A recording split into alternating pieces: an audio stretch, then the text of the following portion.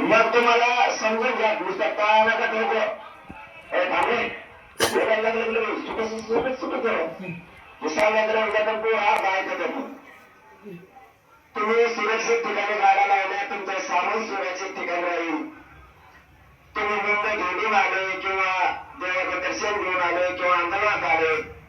गाडी सुरक्षित राहील तुम्ही सुरक्षित राहता म्हणून सुरक्षित ठिकाणी न्या म्हणलं शिवष्टीचे पोरे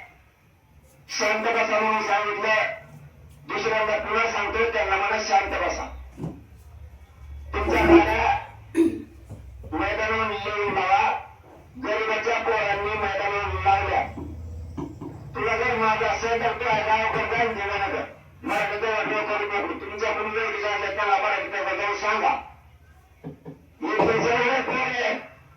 तेवढ्या पोरा सांगतोय हे काही पैदाच गोंधळ घालणार तुम्ही गोंधळ कधी घाला सरकारने अडचण आणल्यावर किंवा मी आंदोलन सोडून केल्यावर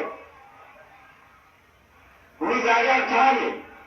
तुम्ही गोंधळ घालताना तुम्ही मागलं घ्यावं दिसतात तुमच्या तुम्हाला मोहन मराठीचा वाटव करायचं राजकारणाचं ऐकून भूक होऊ नका मी जर तिथे आलो ना